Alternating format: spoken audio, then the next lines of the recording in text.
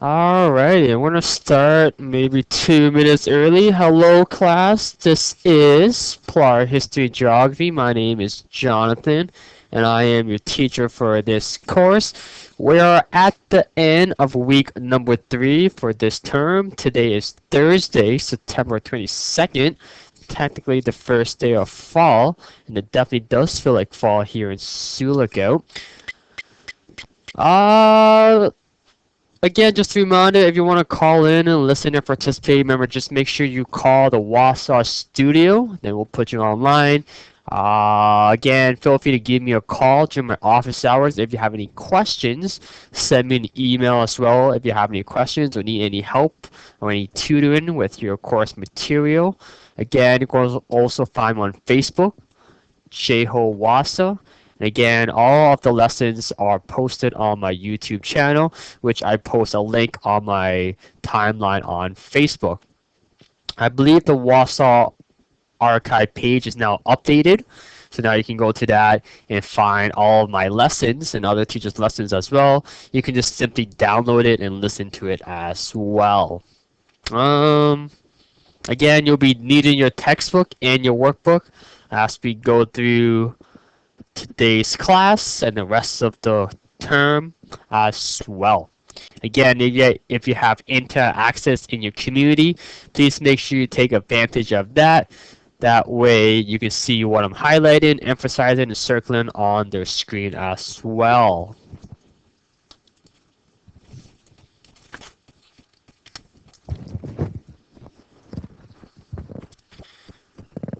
Alright, so before we begin today's class lecture, last class we wrapped up lesson number 1, which means we'll be starting lesson number 2 today. So before we do that, as I promised last class, we are going to spend some time and go over in-depth questions on assignment number 3 to make sure everyone's on the right track.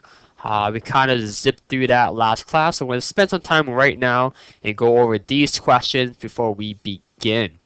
So class, if you have your workbook in front of you, please turn to assignment number 3 in your workbook.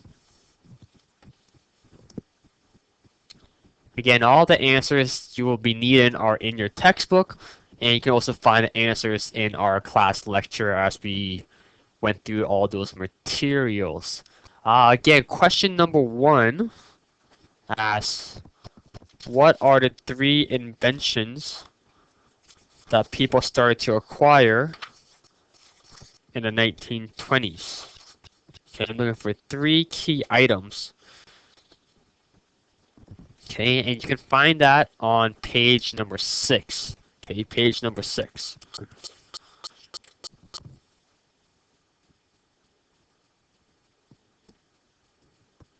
Okay, I'm looking for 3 key items or after inventions that people started to acquire in the 1920s. Again, that's on page number 6.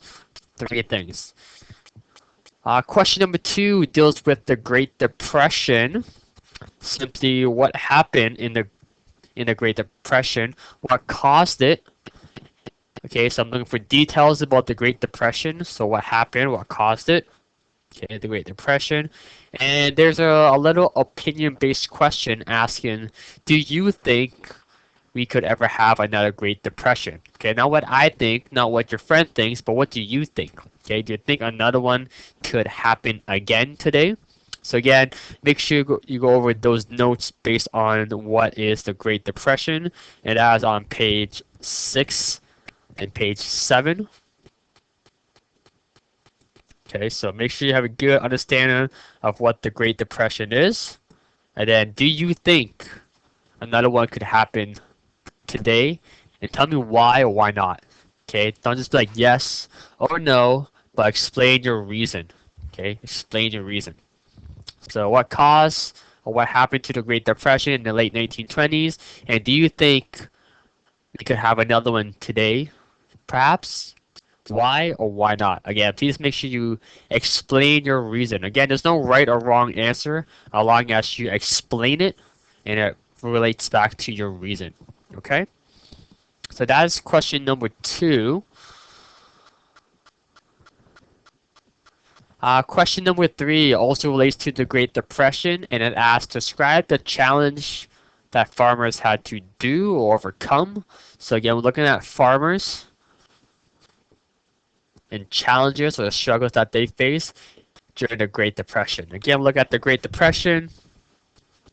What did farmers had to do? And that was on page 7 in your textbook. Okay? So yeah, please make sure you spend some time, read the textbook. Again, if you don't want to, you can always go back and watch all the previous recorded lessons. Okay, again, we all went through all these answers in great details. Moving along. Question number 4 deals with the chart. The difference between opportunities for men and women. Okay, so we're comparing men and women in the early 1900s. So you should see a chart that looks something like this. Okay, so it's broken down into gender based on women in one column and men in another column. And it asks for expectation based on 1, education, 2, employment, otherwise known as jobs, and number 3, family roles. Okay, so we're comparing gender based on men and women. So, for example, education. Did women go to school? Yes or no? What were their rights? Did men go to school? Did they have a better education than women? Yes or no? Okay. Again, all this is on page number 8 in our textbook. Again, employment. What kind of jobs did women were required to do? What kind of jobs were men required to do? Okay, so for women, think of domestic duties, think of family, think of motherhood, taking care of the children. And what kind of jobs did men do? What kind of opportunities were open to them? Okay, again, feel free to use jot notes for this. For this question and for this chart, I don't mind if class we use jot notes. Okay, and the last one is family roles. Okay, expectation within the family, what were women required to do in terms of family role, and same thing for men. Okay. Again, we went through some of these in details. Some of these we didn't, especially for men. But for women, we should have a good understanding of what their roles were in the early 1900s. Again, this is all outlined on page number 8 in our textbook. So again, please make sure you refer to your textbook. Alrighty? Question 5 deals with the temperance movement. The temperance movement. Outline the purpose women had for the temperance movement. What else did they focus on besides prohibition? Okay, what else did they focus on? And this should be on page number 9. Okay, page 9 in our textbook. Okay, so what were the temperance movement? What were their goals? What were the purpose? And what did they really focus on besides banning the sale of alcohol, consumption, and sales? Okay, what else did they focus on? Okay, that should be on the top of page number 9 on the first paragraph. Okay, on the first paragraph. Next, number 6. Question number 6. Why did women feel it was important for them to get the right to vote? Why did they feel it was important for them to get the right to vote? Okay. In other words, what did the government do? Okay, what did the government do? They kind of did something in regards to their suggestions. Again, this is on page number 9 in our textbook.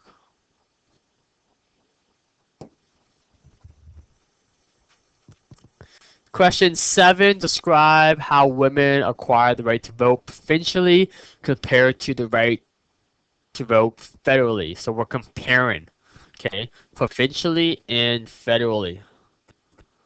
So again, really it's important that we look at the year of when women won the right to vote provincially. Again, different province won the right to vote in different years, hint, hint. And look at the year when women were required to vote federally, hint, hint. Okay, were they the same? How were they different? What did women do in order to get this right to vote. Again, that is also on page number 9. Okay, at the bottom of page number 9. And the last question, question number 8 for assignment number 3. Comment on women's right today compared to the early years of the 1900s. Specifically, describe the areas of education, employment, and family roles. Extra space can be provided on the next page for your answers if needed. So we're comparing. Okay, so we should have a good understanding of women's rights in the early 1900s based on education, based on employment, and based on family role. And then we're comparing women's right today. Are they the same? Are they different? How so? Explain. Give some examples. So what kind of jobs do women do back then in the early 1900s? And what kind of jobs are women doing right now? Are they the same? Are they different? Why? And explain. Okay. Family roles, are they the same compared to back then to today? Okay. Think of equality. Okay. Think of equality and think of progress. Okay. Again, pretty straightforward. Comparing women's right today to back then, basically on areas of education, employment, and family role. Again, if you have any questions on any of these questions, again, just let me know and I will clarify it. If you're not sure, you can write your answers and I can double check for you to make sure if you're on the right track and so forth. And again, class and students, that is assignment number 3, the last assignment for lesson number 1. Again, that's out 29 marks. Again, remember, full, complete sentences with details. Again, same thing, just more questions. That's all it is. Any questions? Any questions, class? Excellent. Good stuff. All right, so we're moving along in the course, and as you can see on the Smart Bridges screen, boom, we are starting a brand new lesson. Lesson number 2. Lesson number 2. What does that mean? Not so much. It just means that we're moving along nicely in terms of our timeline. So we wrapped up looking at Canada in the 1920s and 1930s, which means that ... we are now in the 40s and 50s. Okay, in the 40s and 50s. But we're really focused on another military conflict worldwide known as the Second World War, what took place between, as you see on my screen, 1939 to 1945. So that's the main time period that we are focused on in terms of today's class lecture. So Canada and the Second World War. Okay, between again 1939 and 1945, mainly the 40s is what we're looking at. Mainly the 40s. We'll focus on the 50s next class in terms of our next lesson. So, what are we focusing on today? So I'm gonna write down our learning goals. Our learning goals are pretty much the same thing for each class, where we really focus on describing some key social, political, economic events and trends that develop, but we're looking at in terms of this time period, which is the Second World War. Okay, so World War II is what we're focused on. That is our time period. That's what we're focused on. So by the end of today's class, students, just you students, will be able to understand, analyze, and have a deeper understanding of what happened in Canada and overseas during the Second World War based on Canada's contributions and so forth. Alrighty? So, we'll be talking about how it started, so how World War II started, what were the causes, what were the influences, and so forth. Again, some background content that I will be given to the class. We'll be talking about something known as arsenal of democracy. Fancy word there.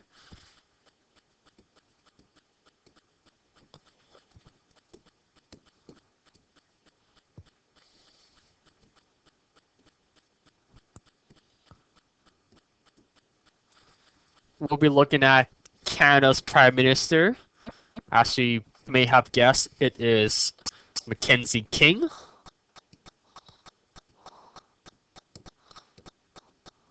And what he did during this time period.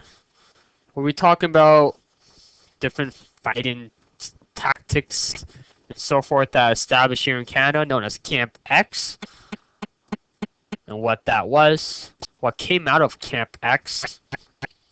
And we'll pretty much be looking at a group of individuals known as Conscientious Objectors and what they wanted to oppose and so forth.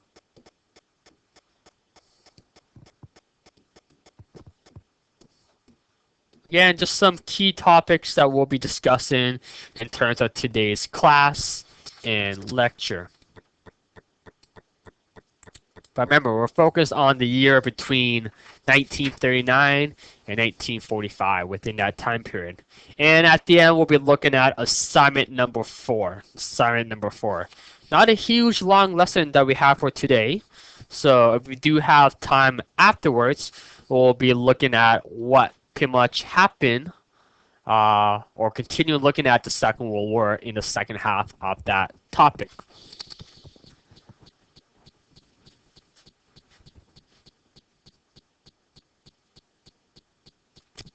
So, class, in your textbook, you can turn to page number 12, which is the start of lesson number 2.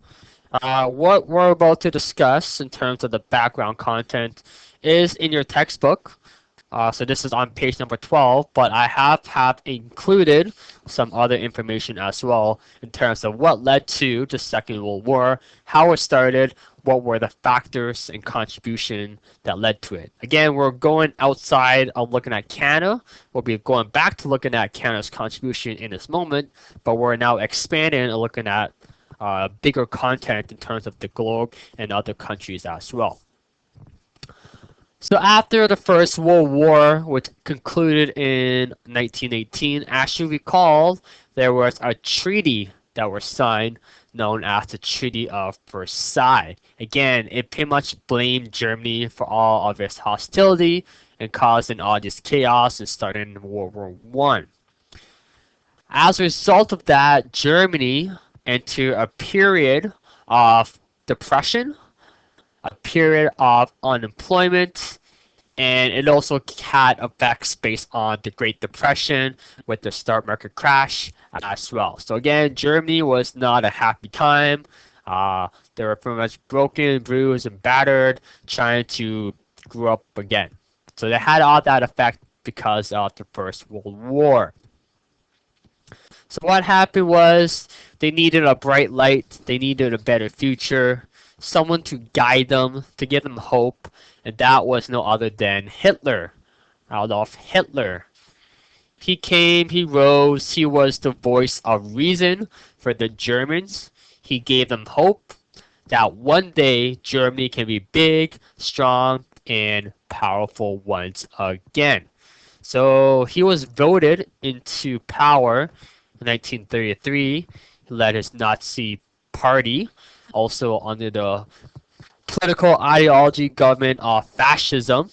Again, if we're not familiar with fascism, fascism is pretty much a system of rules which basically celebrates the nation or the race or loyalty to the community, and they're really pretty much against individualism or a group of people or citizens that seems to threaten society. It's based on pretty much racial superiority, based on one leader, based on a mass movement of the people. So again, that was pretty much what was really happening in Germany based on fascism. He promoted that the Jews cheated the country with false advertisement, and pretty much in Hitler's point of view, Germany was the best in terms of ethnicity, and nothing else was seen ideal. So he wanted everyone to be German, uh, living and following like the German way, because if not, they were not seen ideal. So Germany or nothing else. Pretty much is what Hitler promoted when he was there.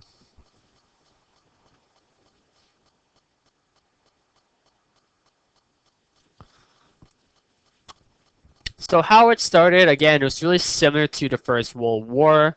Again, 1936, Germany teamed up with Italy, where they began an alliance. Again, alliance pretty much means two nations or two parties helping one another based on security and based on protection. If they have their back, they'll support them. So Germany entered and invaded Austria and Czechoslovakia in 1938, and in 1939, Italy took Albania. And the rest of Europe was like, what is actually happening? They saw this as a threat, whereas remember, they signed the Treaty of Versailles, meaning that countries are not allowed to invade or enter other countries at all. So again, it was Hitler, Germany, and Benito Mussolini with Italy. Again, another fascism leader, Mussolini. Another key political name in terms of the Second World War. Got involved as well. So basically, everyone saw this as a threat based on Germany and Italy invading. They were told to stop, but they didn't stop. So Germany continued and invaded Poland as well. And as a result of all these invasion and entering other countries and trying to take over and trying to expand the German Empire, Britain and France declared war on Germany in 1939. So that's pretty much how the Second World War started.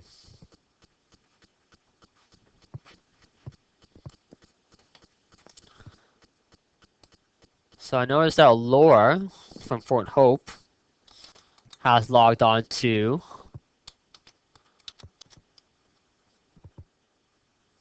Bridget's software right now. Hopefully she can hear us. I think she has her microphone on. Whether or not she called in or not, but hopefully she's there and she'll talk to us and say hi and participate as well. Hi there, Laura. Can you hear us? Yes, no, maybe so. Oh, we'll see if she's there. I know she's there because her name is there, so hopefully she'll respond. We'll give her a moment or two to see if she's there or not. Again, class, just a reminder, if you want to participate, again, just call in to watch the studio or just download Smart Bridget. You can do that at your learning center in your community or at home if you have internet as well. So there's many ways to engage, learn, and have fun as well.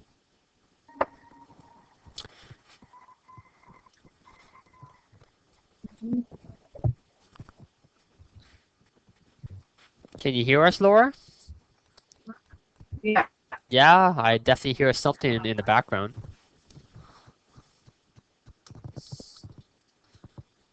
I think you might need to turn on your mic, Laura. It's on. It's on? Can you hear me okay? No. No? I can hear you. Yeah, I can hear you. All right, awesome, good, awesome, excellent. How are you today, Laura? Mom.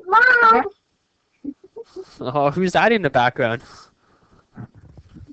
That's my baby. That's your baby. Are you I'm at home. are you at home right now or are you at the learning center? I'm at home. I didn't go to the learning center. Okay, you're about to go to the learning center? No. No? All right. Well, I can definitely hear you, which is great, which means that you are logged on to the Bridget software, which is great as well. Um, Excellent, good stuff. So hopefully you can hear us okay, Laura, and it's good to go. Again, we're just continuing going through our lecture. We're starting lesson number 2 today. We're looking at Canada and the Second World War.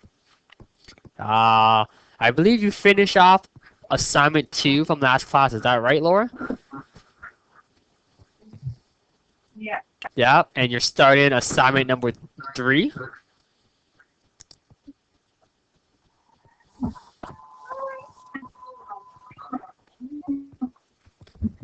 Yeah. Awesome, excellent. I'm gonna close my mic. What was that, sorry? I'm gonna close my mic. Okay. Well, If I hopefully, can. hopefully you can leave it on. It's fine with me. But again, continue to work on this assignment, Laura. In terms of assignment 3, if you have any questions, just let me know. Again, we're just going through notes and lecture based on assignment number 4 at the moment. Okay? Okay. Awesome. All right. Well, thanks, Laura, for logging on to the Bridget software and talking with us at home. Again, if Laura needs any help, we'll stop and help her out.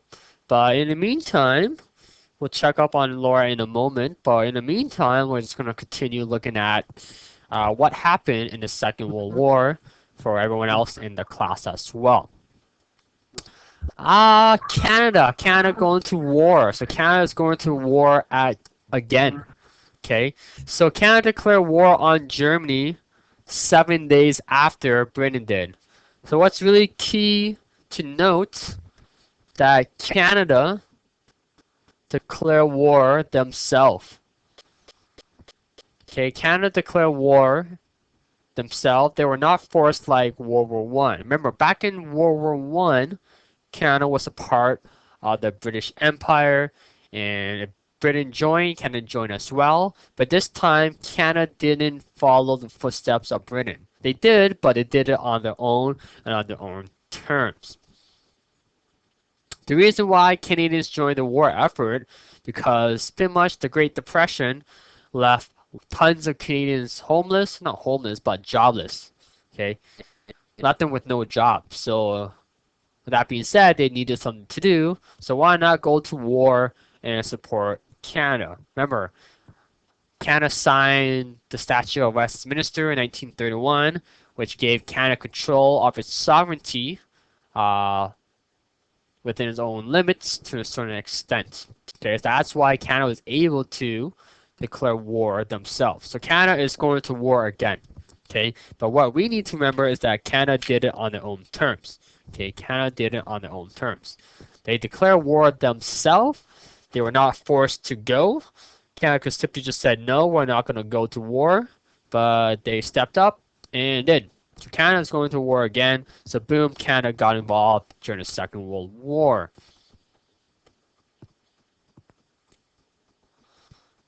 Again, some other background contents. Canada and the world watch on. So in 1940, Germany continued to do what they do best, was they started to invade other countries such as Denmark, Norway, the Netherlands, Belgium, and France. All of a sudden, Canada was Britain's largest ally. So Britain needs Canada, and here we are, ready to help. There was fear that there was no stopping in terms of Germany invading. Eventually, they thought that Britain would be invaded next, and then sooner than later, North America will be invaded as well.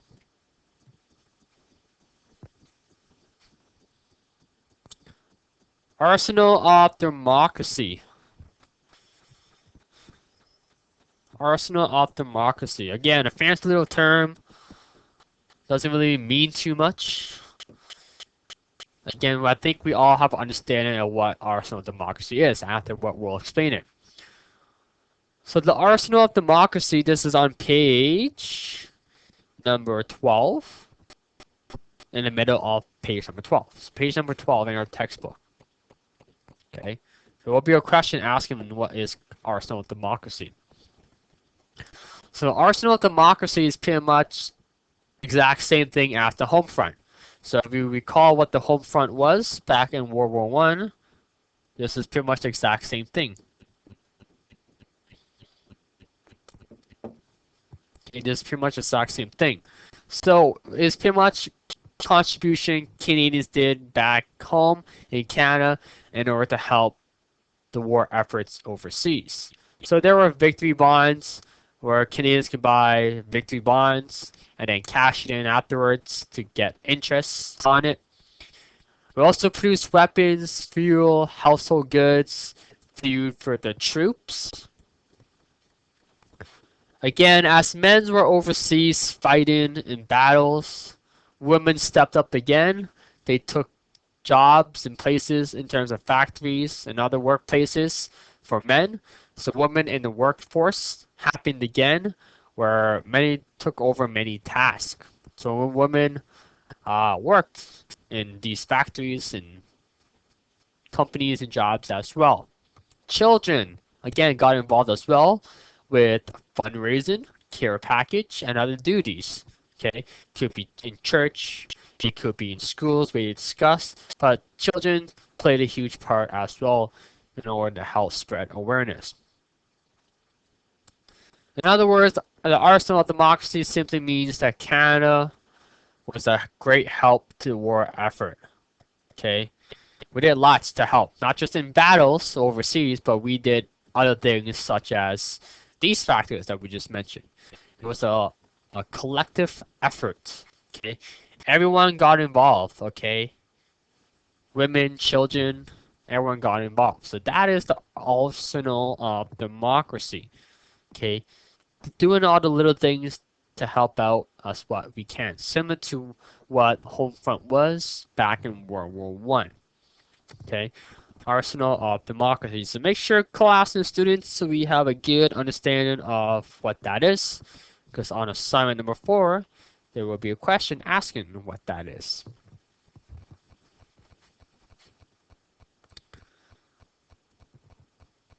Mackenzie King. Again, Canada's Prime Minister during this time period. He is on the Canadian $50 bill. Mackenzie King.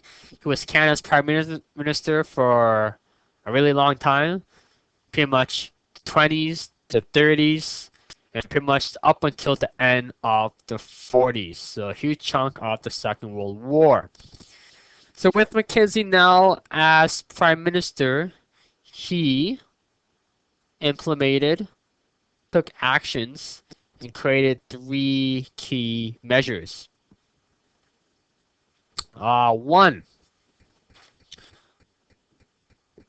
he introduced something known as the Unemployment Insurance Act. The Unemployment Insurance Act. Again, this is on page 13 in our textbook. So what the Unemployment Insurance Act of 1940 was that Canadian citizens who became unemployed, they can simply collect unemployment money for a period of time, provided that they had worked before becoming unemployed. So simply, if they had a job before and they got laid off or got fired or a company went bankrupt or whatnot, they can now collect something known as unemployment insurance funding from the government, where the government will support that family or individual, provided that they had worked before. So again, helping out in terms of socially as well for the Canadians. Unemployment Insurance Act of 1940. Number 2, Mackenzie King also introduced something known as the Family Allowance Act of 1944. So family with children can now collect, again, also money from the government known as baby bonus, so baby bonus money. And the purpose of this is to help pay for food, shelter, and clothing. So basically, the more children or kids they have in a family, the more baby's bonus money that they can have to help pay for all these basic necessities such as food, shelter, and clothing. Again, this is known as Family Allowance Act. Okay. Again, this is also was introduced by Mackenzie King. And number three, he also introduced or continued something known as victory bonds.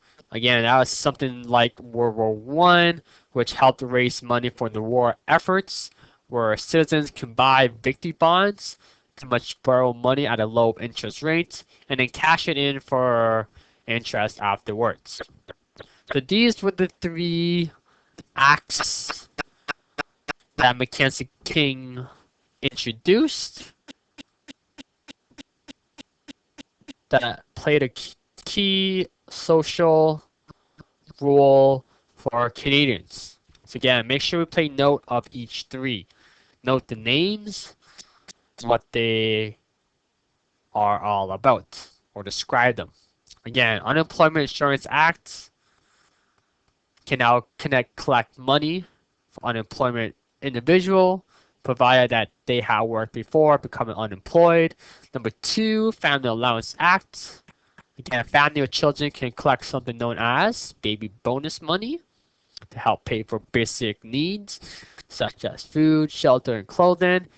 And victory bonds, again, raise money to help pay for war efforts. Again, going to war was not cheap, so someone needs to pay for it or helped out for to pay for it. Again, all this was introduced by Canada's Prime Minister Mackenzie King. Okay, Mackenzie King. Again, that's all on page number 13 in our textbook. Page 13 in our textbook.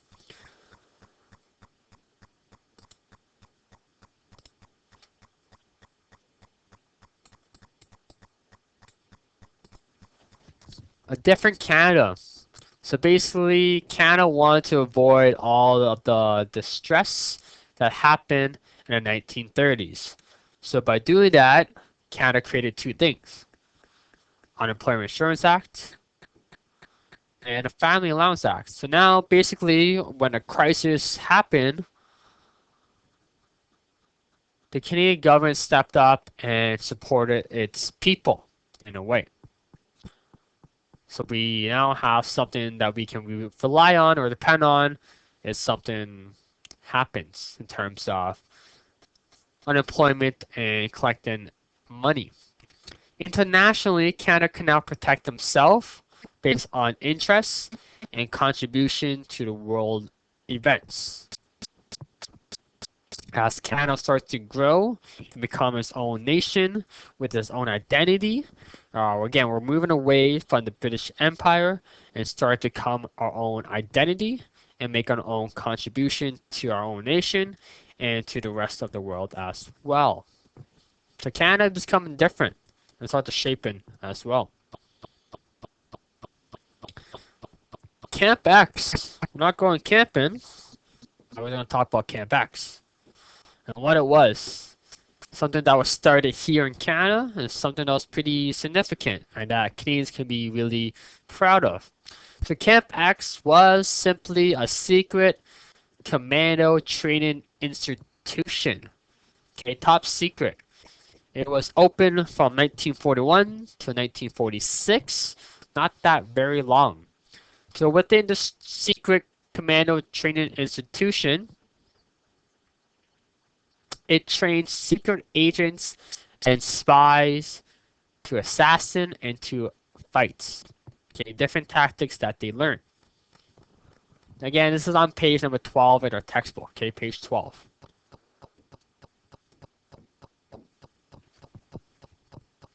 More than 500 individuals trained here. It was the first secret agent school in North America and the only one that was in the Western Hemisphere.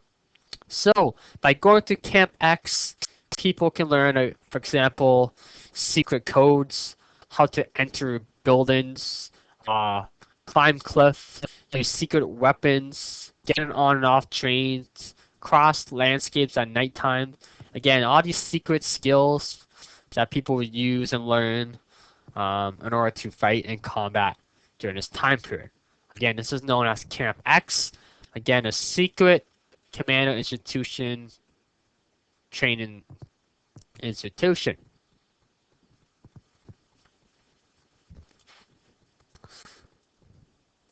Again, I have a quote here that I have gathered before by Major Dan Farbarn. And it says, "This is war, not a sport. Your aim is to kill your opponent as soon as possible. A prisoner is generally a handicap and a source of danger, particularly if you are without a weapon." Again, going to war is not fun. It's pretty much emphasizing that it is not fun. It is dangerous, and you need to be able to be alert and have all these special skills um, in order to survive. Again, Camp X, a secret commando training institution that was established here in Canada. Okay, here in Canada, near Oshawa.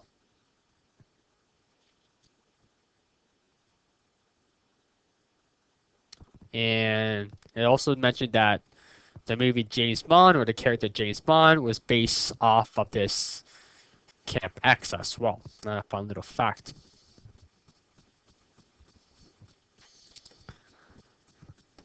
Alrighty, moving along.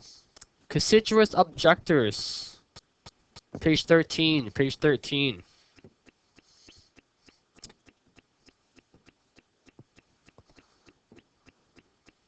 Constituous objectors. Who are they and why are they significant? So constituous objectors can be an individual, it could be a group of people, could be a certain religious belief, but they were simply not in agreement to go to war. They did not want to go to war, and they simply refused to engage and go to war. Why, you may ask? Based on deep personal reason. They just simply said no, they don't like it, or don't want to go. It could be ethnical reasons, okay, where they don't want to go, whether they think it's right or wrong. It could be religious reasons, okay, based on their belief and based on their culture and tradition. And it could be based on moral rights, where they think maybe killing or fighting is not right. So that's why they didn't want to engage, or they refused to have any engagement.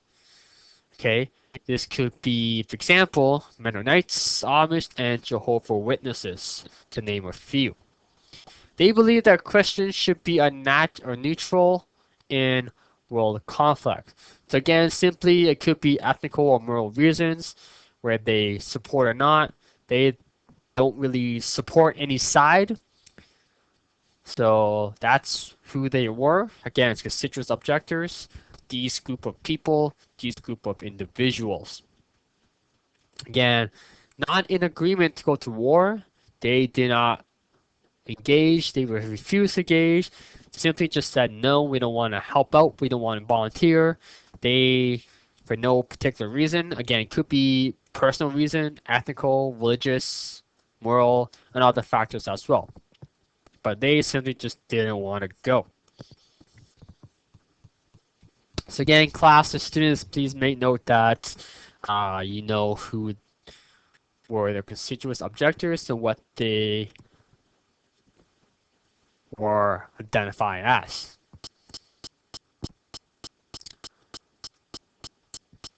Alright, a bit of indigenous content in the 1940s. Again, remember, my goal is try to integrate as much indigenous content as possible.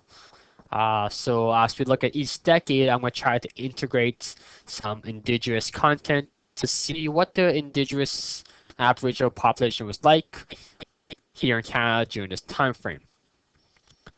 So simply in the 40s, the Canadian government really ignored all the treaty promise that was signed when Canada was first created. They simply ignored it. Again, the treaty is pretty much an agreement between two sides, and in terms of this case, it was between the Canadian government and Indigenous people.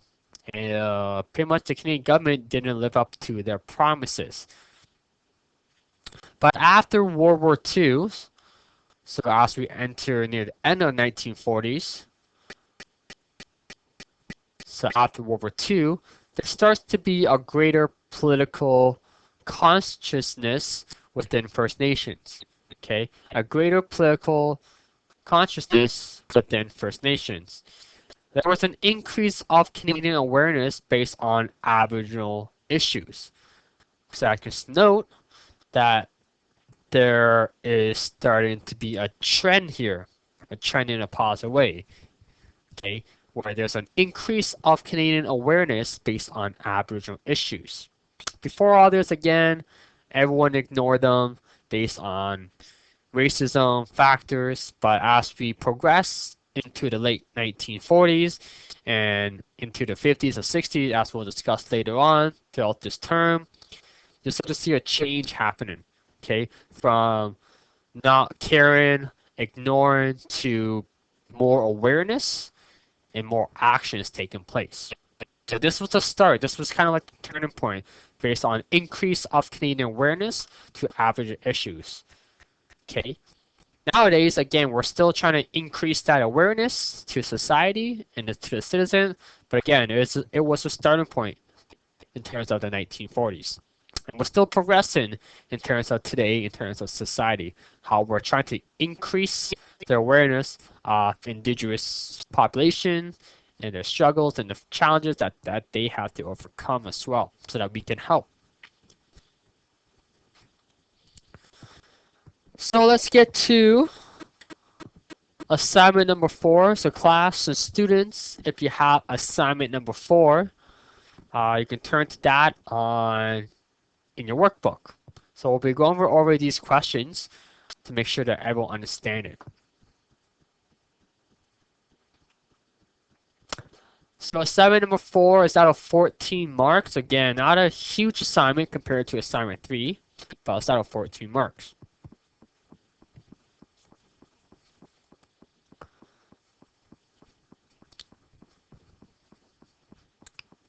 Question number 1 was, what was the main reason for Canadians citizens for joining the Second World War?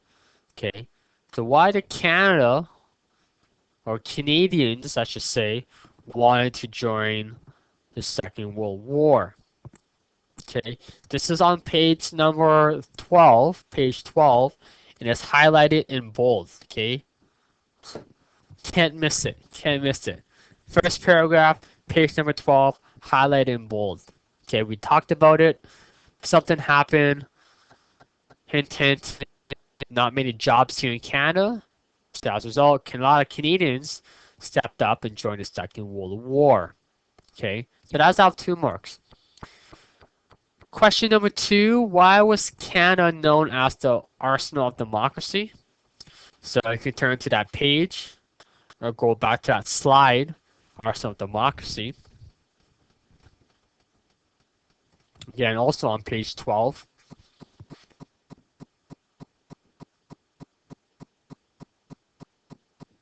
Okay, why was Canada known as this? Okay, give some examples, provide some details.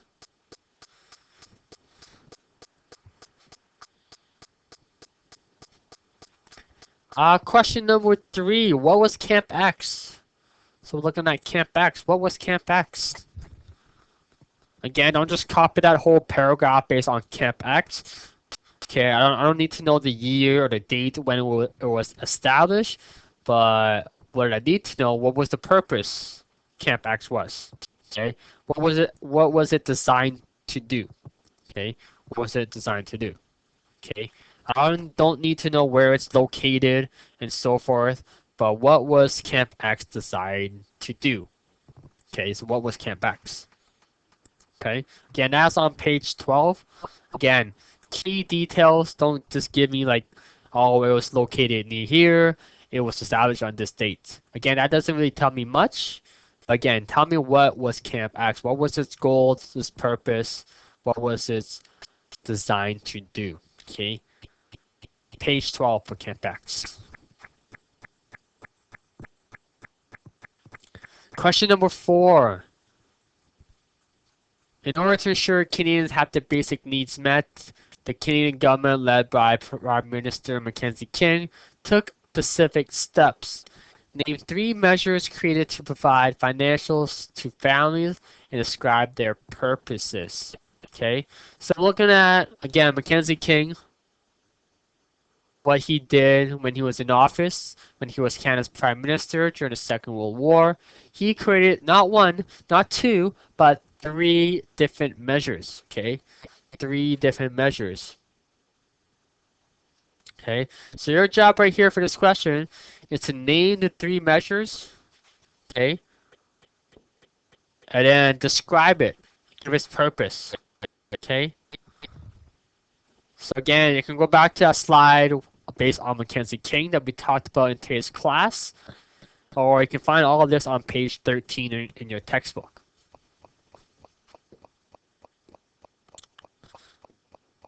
Okay, so again, full complete sentences, don't just put it in jot notes, but three measures that Mackenzie King created and describe them. Its purpose, again, its details. Again, don't just copy that whole paragraph. I don't need to know the years of when it was created, but I need to know its purpose and describe each one.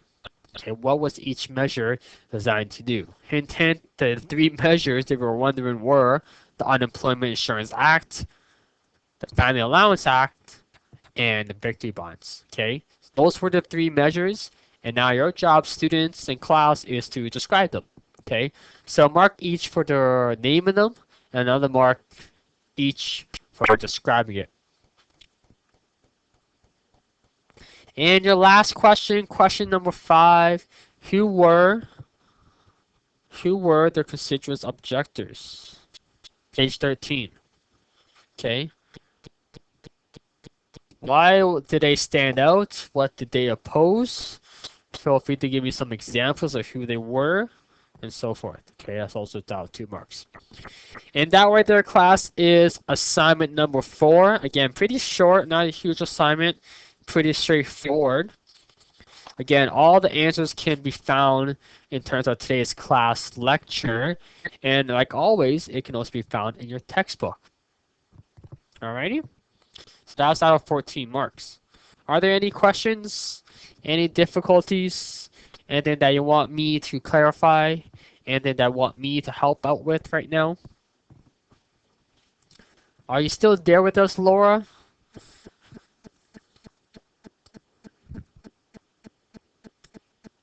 Or did you run away from us, Laura?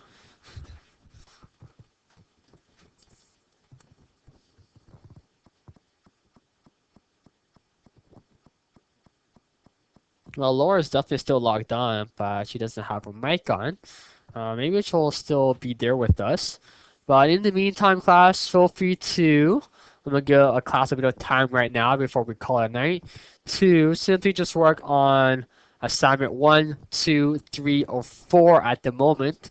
A chance for everyone to kind of catch up before we continue on next week. Okay, so again, class, please continue to work on all of your assignments, whether you're kind of behind or whether you're at where we're at, which is assignment number 4, or you have moved on and zipped through everything. Just continue where you have left off in terms of your progress. Remember, I am here to help if you need any help, have any questions. But next week on Tuesday, we are just going to wrap up looking at Canada and the Second World War. We've been looking at kind of more racism factors in terms of different ethnicities, in terms of Japanese Canadians and the struggles that they had to do. And the conclusion of World War II. What happened at the end of the Second World War? Who won? Who lost?